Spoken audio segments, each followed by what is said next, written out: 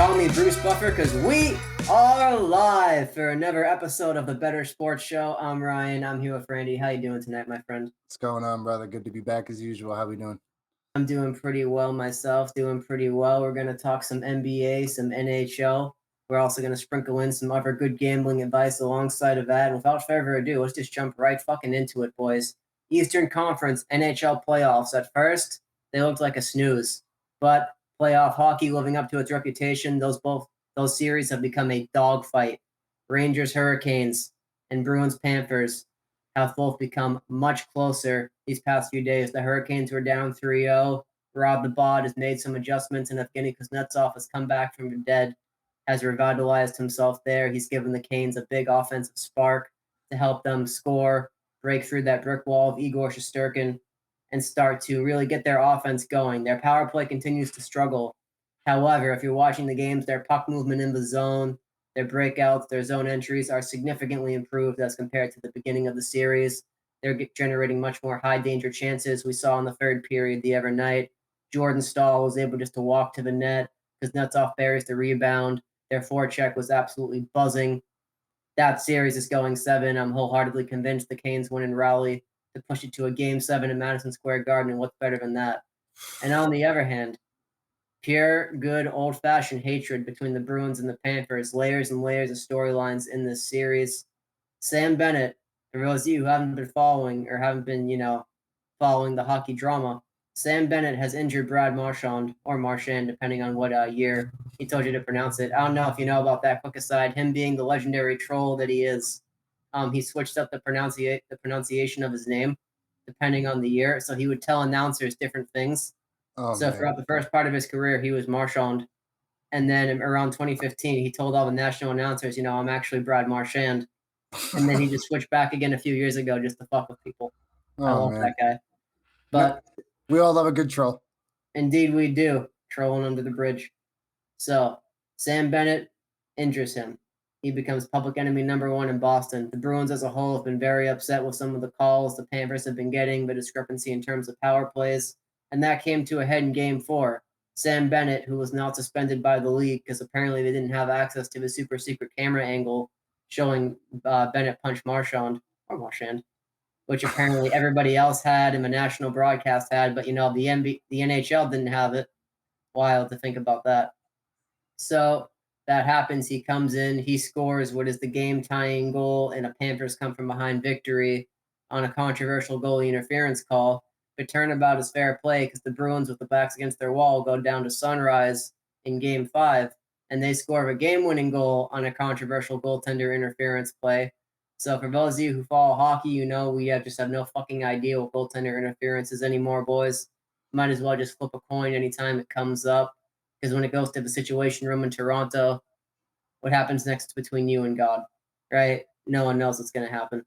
So we have an excellent spirited affair going on over there. And I don't know about you, Randy, but I just love watching the hatred. As you can see, I'm a Bruins fan, huge fan, and my memories are built upon those early 2010 Bruins who were just angry at everybody for no apparent reason whatsoever. I remember I would hear clips from opposition broadcasts, and the opposition announcers would be like, why are the Bruins doing this? There's no reason for them to start a fight here, yet they're doing it. So that grit, that angst is what wins in playoff hockey. Now you're probably thinking, wow, this guy must hate Sam Bennett, and I do. But in a way, I have to commend him for understanding the context and the rules that are going on. If they're not going to call it, well, might as well do it, because if you don't do it, somebody else will do it, right? In the NHL playoffs, dare I say, dirty play, being an absolute fucking scallywag, taking those underhanded tactics, that's what wins in the end. And the losing fan base may remember what you did, but history only remembers that you won. If you ain't cheating, you ain't trying. Exactly. Viva la Raza. Shout out Eddie Guerrero. Rest in peace, legend. So all those things are going on. And that's just my quick take on that. And know that if you're betting on these games, if you play that gritty, angry, pushing the edge style, you do have a competitive advantage over a team that won't. Like we've seen that day in and day out in the playoffs. I 100% agree with that sentiment, and we actually see it happen right now, especially in the NBA. To your point about if you could get away with it, and they're not going to call it, I'm going to go ahead and play a little bit more physical, get away with what I can. We see it all the time in the NFL postseason. And again, there's the whole topic of, refs will call things a little bit tighter, let guys play a bit in the postseason. Of course, whenever something big happens, especially in the NHL, we see a brawl happen, the gloves come off, guy gets sent to the box. You could expect, not for the rest of the game, but for maybe the next minute or two, the game will be officiated a little bit tighter. You can expect that, but 100%, we see it all the time. The toughness and the gritness, or the toughness and the grit, rather, and the postseason, it carries over into wins. And to a point that I was going to bring up, which ties into that perfectly, really, is you cannot understate how important it is to have at least one veteran leadership on a team in the postseason. You can't buy in too much to the idea that the young, hot, talented team is just going to make the. It has happened. It can. It's not often. They are not going to make that magical run, take their team to the promised land flawlessly, very early and premature. It just does not happen. And that we are seeing play out. The NHL postseason is a little bit different right now. I can't speak to it to the experience that you follow it. I follow it a bit more casually, but definitely in the NBA playoffs. And if your veteran leaders aren't there and your veterans are hurt, you're going to run into trouble. So a quick recap with the NBA postseason so far, the Celtics, right? Arguably, they have the easiest path to the NBA finals right now. Arguably in the past decade, 2 decades, because what they went against was a banged up Miami Heat with no Jimmy Butler for the most part. Now they have a Cleveland Cavaliers team. Just no Jared Allen. No Donovan Mitchell. Yeah, no Donovan Mitchell. And again, with the Knicks Pacers series, determine on who wins that. And again, back to last week's episode, I'll speak more on that. That series is at 3-2. Even if the Knicks do go on to win this series, which I think that will go to Game 7. I expect the Pacers to win Friday night, and that will go to Game 7 on Sunday. The Knicks are missing Julius Randle, main starter. Mitchell is out for 8 weeks, so he's done for the year. Major role player and big man. Bogdanovich, major key player, 3-point shooter. He's out for the year, and now OG is questionable. We know, just based off of history and other sports, hamstring injuries are seldom minor. They're usually major performance dampening injuries. So that's 4 key injuries that the Knicks have, possibly going into the Eastern Conference Finals. They have the veteranship, but they are banged up. And again, when you have veterans, guys that were in the postseason last year, that makes them veterans this year being there, you're going to have trouble. But that toughness and grit is there. But we're also seeing, to the point of the physicality and the toughness and the grit, Tuesday night's game, the Knicks Pacers that we just saw. I think it set a record in the first quarter or the first half for the most plays sent to the review booth. I mean, there was just so many, even for myself as a fan, just calls that are like, man, I don't know, 50-50. And as the course of the game went on, it's, what can I get away with? And it's not exactly playing dirty, but playing to what the refs are calling. And it's definitely something from a betting standpoint to keep an eye on. How deep do you think a young and talented team will go? And who are these veteran teams in the postseason? I would suggest leaning on that side. With that being said, I have the Mavericks tonight. We will see by the time this comes out how poorly this aged. But I believe the Mavericks take this series, again, to that exact point. The veteran leadership in Luka and Kyrie. The Thunder are outstanding. Just they move the ball. arguable rookie of the year candidate over Wemby over there. But I think the veteran lead, yeah, yeah. Hey, chat is kind of wild. Let's bring up the tape and look. Arguable, I say though.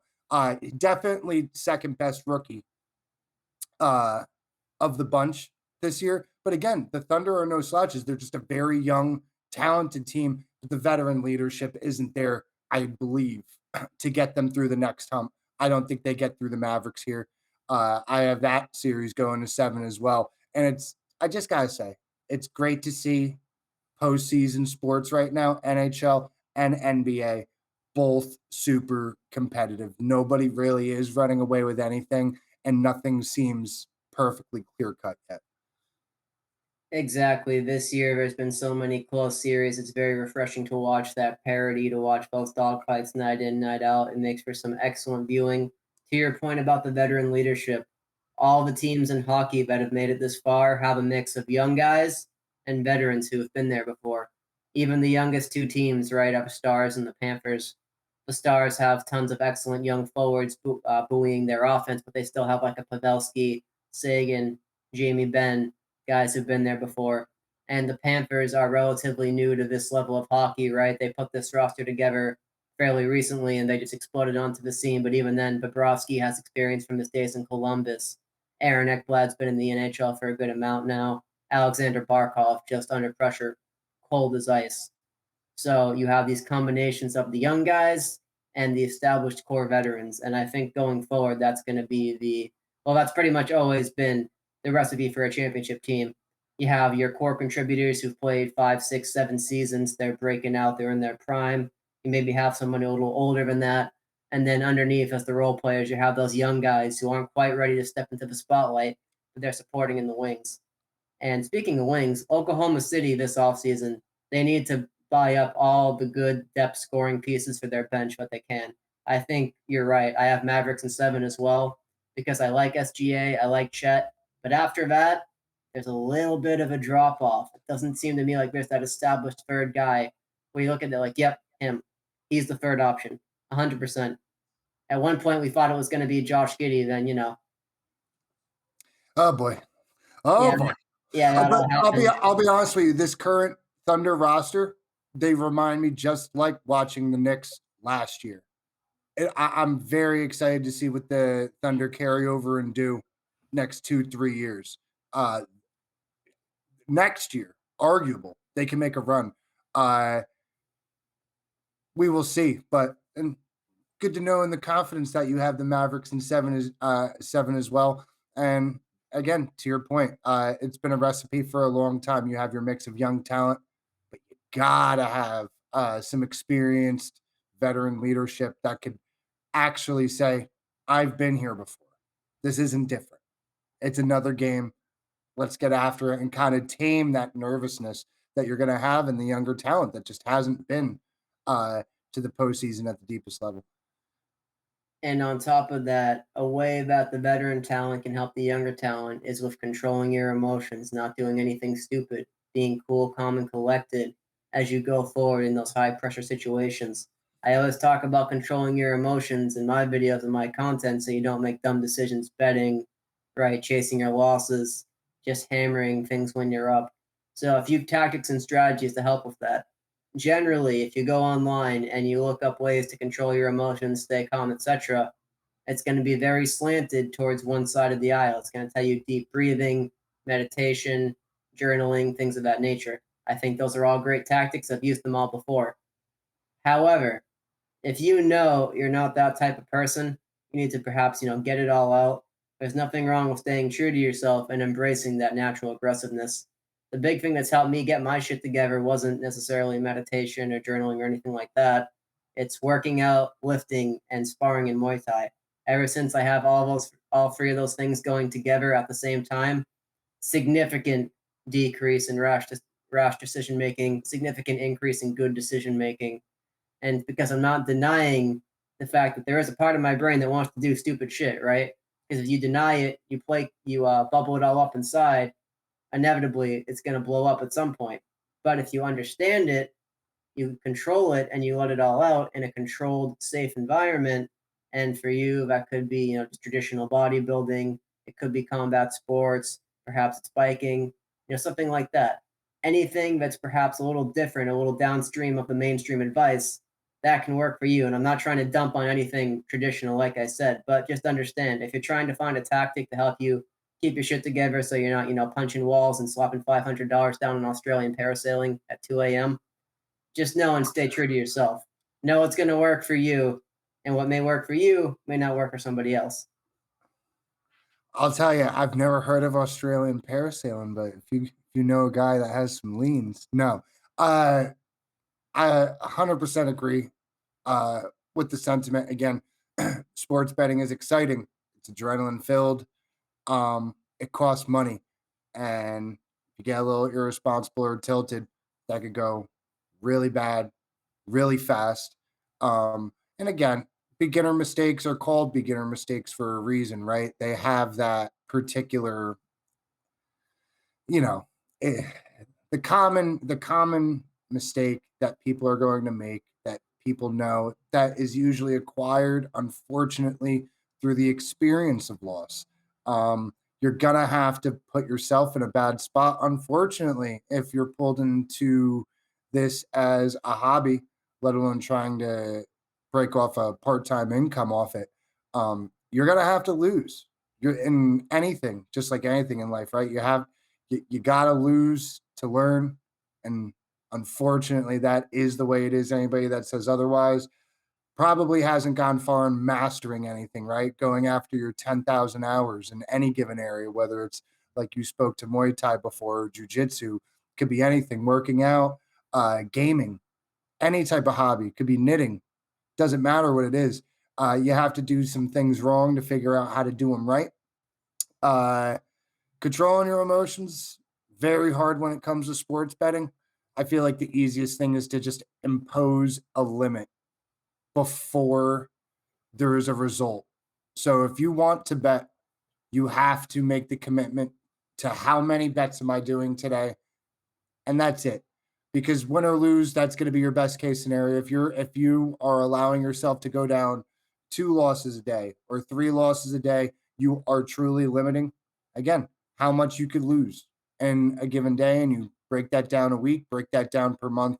You got to have some self-control. But unfortunately, not everybody is built with the tools for self-control. So very hard thing to get a hold of and manage, but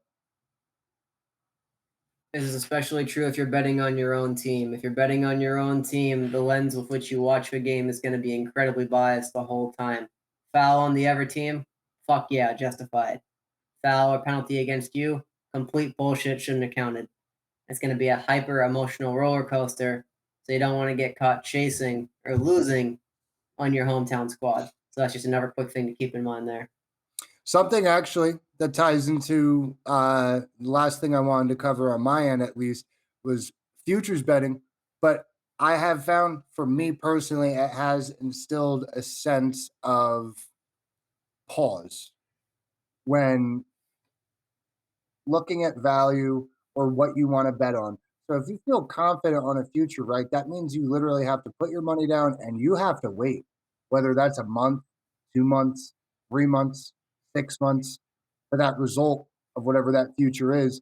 And I feel like that right there, right? Because it's just like saving money. If you could put money towards something and watch it, not touch it for a period of time, I don't know. Might be something to try. But with that being said, I mentioned on last week's episode, and we have an update on that. I like the Knicks series winning, going, uh, yeah, 4-2, and we have the possibility of it tomorrow night. I had my $10 wager to win 45. Very small, half unit size for me. But again, just a vibe check. And again, I've watched it. I have no cash out available for that on FanDuel. Uh, but also, on my side in the MLB world, we didn't really cover any of that today, but I follow pitchers very carefully. 2 weeks ago, I put in a future on Tyler Glasnow to win the National League Cy Young Award. That was at plus 900. That is now increased in value to plus 500 to plus 300, depending on the sports book you use. So that, again, it's a great feeling to put money down on a future and know that this isn't going to settle for a couple months, but just let me just stay informed with, again, the climate around whatever that prop is that I'm betting on. And again, that in turn will make you a bit more educated on other bets that you're going to make in the future, because you're looking at several things carefully while not betting on them. You're watching something progress and not actively make you money. I just, again, back to your point before about the discipline and just playing off your emotions. I feel like an occasional futures bet or a quarter unit per week on a futures bet is a good way to kind of reel in your daily active betting to stay away. If you don't like something, even right, if you like to bet a unit a day and you're really torn, you don't know what to bet on, go look at some futures. You find a future, like put a quarter of a unit on it. You still did some betting for the day that has long term value. You know what I mean? And you didn't spend as much as you normally would. But those are two futures bets that I have in. I'm going to probably look for a third this week and try to increase small long term value for myself. Something we were talking about pre-show, and I want to wrap up my thoughts with this. I think this is a nice little tangent to go on. For those of you who don't know, there's this women's athlete. Her name's Caitlyn Clark. Maybe you've heard of her. She made her WNBA debut yesterday, and it was a gigantic, massively hyped debut. They're calling it the Caitlyn Clark effect, a la the Jordan effect in the 90s, which is fucking wild to say, but to the WNBA, I truly think she's had close to that effect. One of the most bet props of the night, perhaps the most bet prop, I saw John Ewing of BetMGM say the Fever Sun game drew a ridiculous amount of action, and Caitlyn Clark's over on her points drew ridiculous action as well. When you have a heavily public side like that in a heavily public marquee matchup in a primetime game, generally you want to stay away and you want to do what I call the water cooler test. If you're talking to a few guys around the water cooler at work and they all think the same thing, and you can apply this to your group chat, social media, you see people talking, just anything.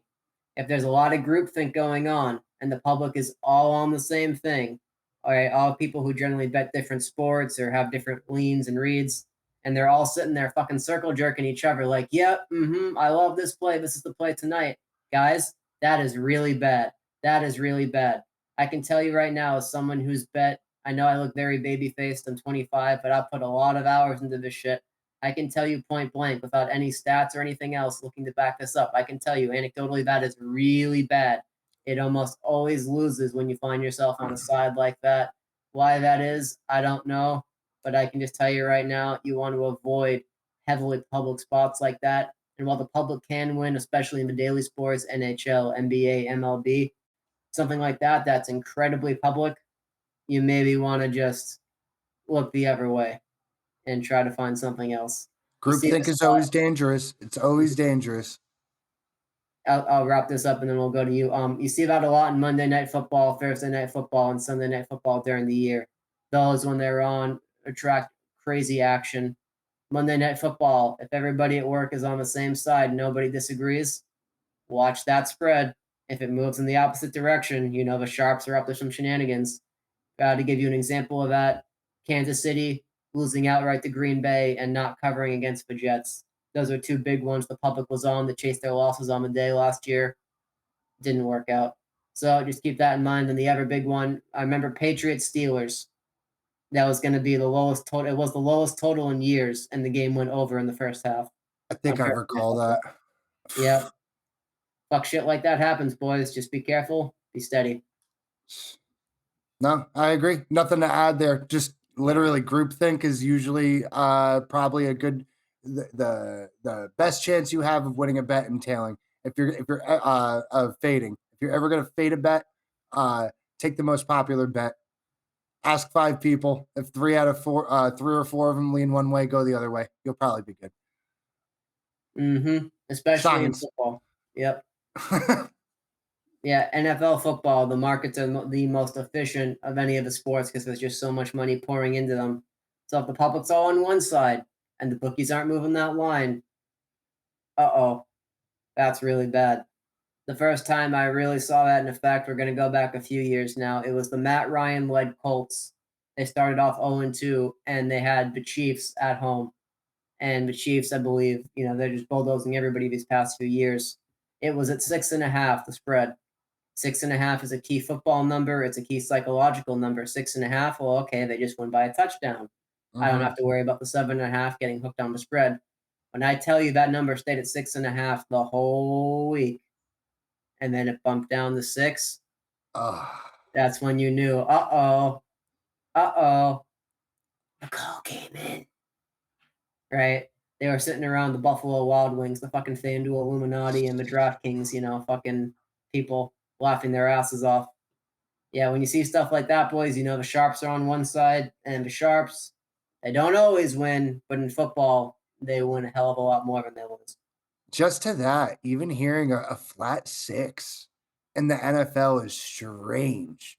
To be Mm-hmm. honest with you, and I it wasn't even an active thought really until you mentioned it. But this past year, I did so much less NFL betting than I thought I would. And it was just because of looking at lines and spreads. There were certain numbers I would see. I would see a flat 4 occasionally or a flat 6, and I'm like, I don't like it. I don't even like the total. I don't like the money line. I don't even like anybody to score in this game. Like, because once I see that too, like just weird numbers like that are usually an indicator to me. It's usually just a turn off and I don't like it. There's information that I don't know that's not available that might be impacting these numbers or something to that degree. Um, that is just strange now that you mention it. A flat 6 in NFL is just strange, especially without a hook. Very weird. Yeah, anytime you see a weird spread like that, keep that in mind because I've talked about this before. Spreads that cause discomfort, at least when you're betting the favorite, because the public likes to bet the favorite and the over. Remember that always. That's actually a bit safer because if they're making you lay, say, 7.5, they know you're uncomfortable with that, as Right. opposed to say 6.5. I'm not saying 7.5 is guaranteed to win and 6.5 is guaranteed to lose, but I am saying that the discomfort baked into the 7.5 point line actually makes it think that okay, there's no trap there. If you follow the college game at all, do you remember the season opener, Duke versus Clemson, on the road? I believe Clemson were 12.5 point favorites, not 13.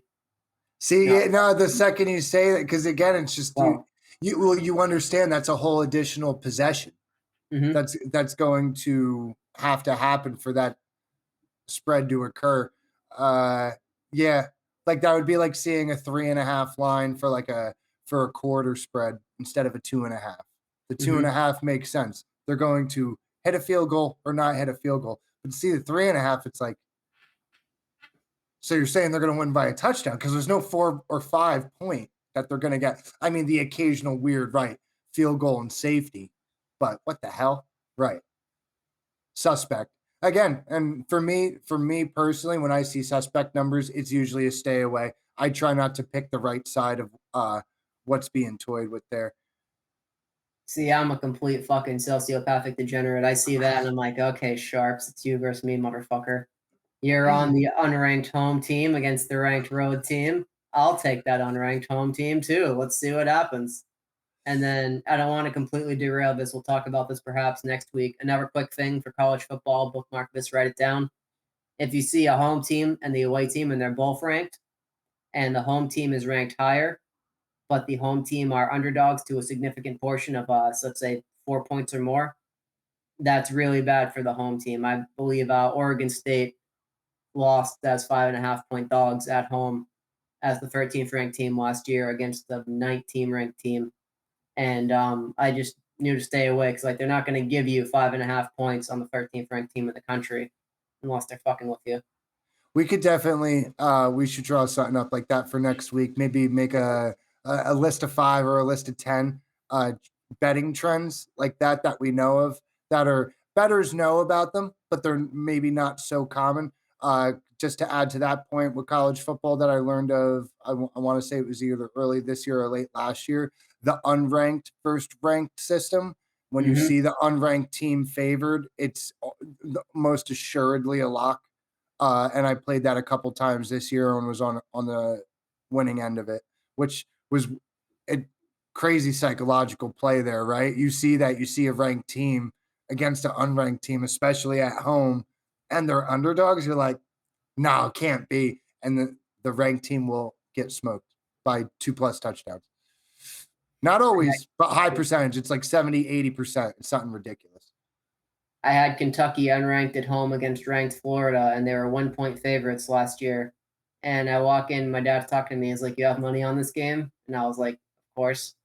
And he was like, "You bet Kentucky?" And I was like, "Yeah." He's like, "What the fuck do you know about Kentucky football?" I'm like, "Nothing, Dad." But I looked at the spread, It's and the they won by like vibes, bro. 40 points. Yeah. There you go. So yeah, that'll wrap it up for me from this evening. I think that's a great point to end on there. We have a nice teaser for next week. Tons of great advice here. Controlling your emotions, looking at the spread. I think we crushed it there. I think we Hell just did yeah, a good man. fucking job. Hell yeah, I think we did too. We're getting better. We're getting better, man. indeed we are. You're watching us grow alongside you, the viewer. If you're part of the people who are watching this show from its inception, boys, I guarantee you we have tons of great stuff coming on the way. We're going to be expanding the way we produce content. So you are the bedrock, the foundation of what we're going to build moving forward. We thank you. We appreciate your support. Like, comment, subscribe, share, all the bullshit people in our position tell you to do. We ask you to do it because it helps us. And without further ado, that'll end it for me. I'm Ryan. Randy, take it easy. Ryan, thank you for having me again, brother. Oh, of course. See you, boys. You got me feeling lucky. I'm putting everything on black.